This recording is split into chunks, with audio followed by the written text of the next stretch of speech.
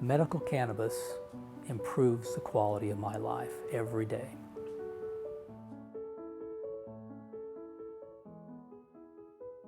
The pain in my back and neck ultimately started when I was a teenager.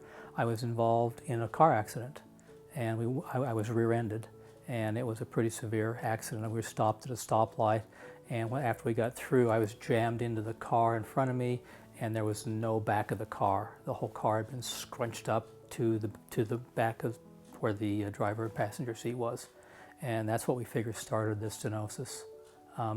And then just over time, it just gets worse and worse. There's no cure for it. It will keep getting worse and worse as I get older and older. And eventually, I'll probably have to have some discs fused or something like that. I would sleep about 2 to 3 hours every 2 to 3 days. If I were lucky, I was getting 2 hours every day.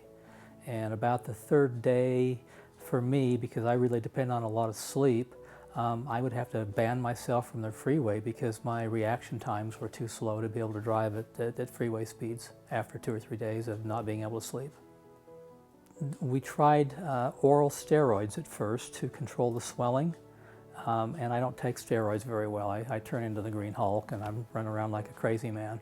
And so we started going in, and 2 or 3 times a year I would have injections into my spine where the stenosis was. The problem with that is it definitely helped reduce the swelling, but you can only have several a year, and after you do it continually, you start to lose your bone mass, and it deteriorates. And so then they have to go to something else. And at some point in time, the pain kept getting worse and worse, and the neurologist was taking a conservative approach, saying, we would rather have you on pain management for a while before we start fusing discs and that type of thing.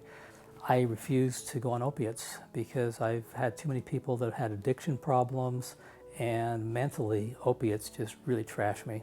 It affects my psychological moods quite a lot.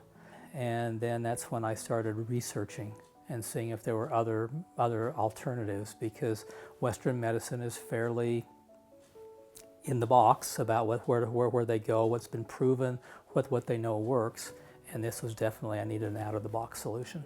And I've spent hundreds of hours researching, talking to people. Probably on a scale of 1 to 10, the pain goes anywhere from a 3 to an 8. And then with cannabis, I can get by on a daily basis with just taking Advil and a topical salve for my neck and my back. For sleep, it's oral plus vaping it also. Interestingly enough, if I have a lot of pain from my back and I do that combination to sleep, the pain is totally gone by the time I go to bed. So I don't have pain while I'm sleeping, which is why a lot of people don't sleep, is from severe pain. And so it's kind of a nice double whammy. About 3 or 4 months ago, I was laid off. So I started looking for employment, and then people were saying, well, you need to pass a drug test. And I'm going like, how can I pass a drug test? And I was pretty upfront and honest about it. And as soon as you are, they go, okay, you're out of here. And so I went to a doctor that is kind of an out-of-the-box thinker. They're not traditional. And I went to him and said, hey, what about a medical cannabis letter? And he says, I've been seeing you for a long time, not a problem. And they wrote it up, and I went and picked it up the next day. And I hope that I'll be able to find a job and use medical cannabis. Bottom line, pain, I'm opiate-free, which is great. I can act pretty well, pretty normal. I have a few limitations. I can't bend my neck and do as much as I would like to, and I have to be very careful about lifting things. But other than that, pretty normal person. Sleep-wise,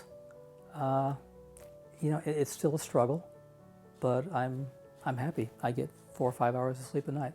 Some people say that's not very much, and I'm saying try 1 or 2 or 3. At this point in the evolution of the medical cannabis in Utah, we've made some great strides, but we still have more to go. We'll get to where we need to be. The hardest step has been taken. We have it on the books. we have a medical marijuana law. We just need to modify it so that it can be used by the most number of people. We still need to have more legislators and more people in positions that have influence understand what it is. It's not just a recreational drug. I'm not just here to get high.